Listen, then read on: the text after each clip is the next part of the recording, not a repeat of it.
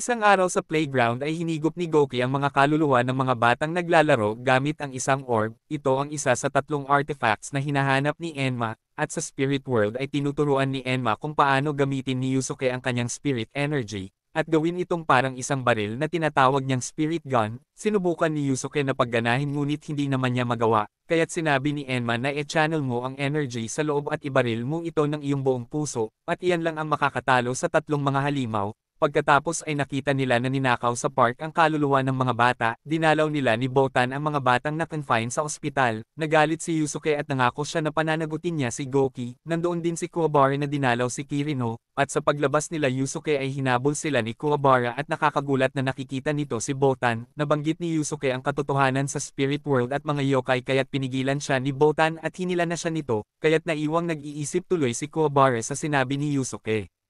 At sa ramen shop ay nagpasalamat sa kanya ang bata na kanyang iniligtas. Sinabi din nito ang tungkol sa mga bata na mga bumabagsak sa labas ng kanilang apartment, at nakita niya si Goki na dala-dala ang orb kaya't sinundan at hinabol niya ito. Iniwanan ni Goki ang orb bilang kanyang pain at inatake niya si Yusuke nang kunin nito ang orb. Nagbago sa totoong anyo si Goki at nakipaglaban siya kay Yusuke. Pagkatapos ay lumabas si Kurama at pinapanood sila nito sa di kalayuan, at nagkaroon ng matinding paglalaban si Yusuke at Goki. Ginawa ni Yusuke ang lahat ng kanyang makakaya upang mapigilan ang higanteng si Goki ngunit ayaw pa ding paawat nito. Sinubukang paganahin ni Yusuke ang kanyang kapangyarihan, ngunit ayaw namang gumana nito, hanggang sa lumabas ang bata upang tulungan si Yusuke ngunit kinuha ni Goki ang kaluluwa nito, at nang kakainin na ni Goki ang kaluluwa ng bata ay nilundag siya ni Yusuke, at binaril siya ng spirit gun nito sa kanyang bunganga, kaya't nakawala na at bumalik na ang mga kaluluwa ng mga bata sa kani-kanilang mga katawan, at nakita ni Kurama ang ginawa ni Yusuke.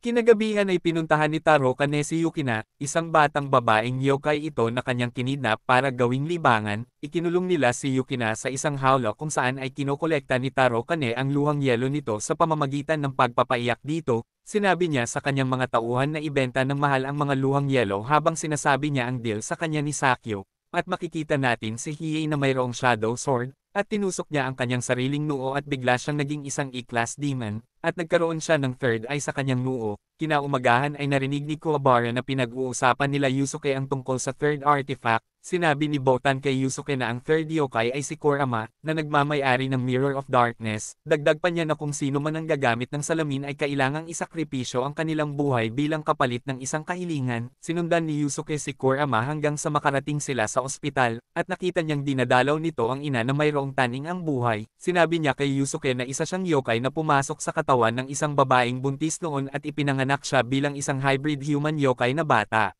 Dagdag pa niya na gumaginti lang siya ng utang na loob sa isang babaeng nag-aruga sa kanya sa pamamagitan ng pagsasakripisyo ng kanyang buhay. Sinabi niya na hayaan siya ni Yusuke na gamitin ang salamin upang mailigtas ang buhay ng kanyang ina. Naiyak si Botan nang malaman niya ang istorya ni Kurama, at bigla siyang nagpakita kay Yusuke at sinabi niya na kumilos na agad ito dahil full moon ngayong gabi, at gagamitin na ni Kurama ang Mirror of Darkness. Ngunit pinigilan siya ni Kuwabara na iligtas ang isang yokai. Pinaalala nito ang ginawa ng yokai kay Kirino, ngunit umalis pa din si Yusuke upang iligtas si Kurama, at sinundan siya ni Kuwabara sa ospital, at sa ospital ay humiling si Kurama sa salamin para sa kanyang ina, ngunit kahit pigilan ni Kuwabara ay pumasok pa din si Yusuke sa underworld at pinigilan niya si Kurama. Sinabi niya dito kung ano ang mararamdaman ng isang ina kung mamamatay ang kanyang anak at sinabi niya ang kanyang naranasan nung namatay siya dati. Ibinigay ni Yusuke ang kalahati ng kanyang buhay pati na ang kay Kurama upang mailigtas ang buhay ng ina nito.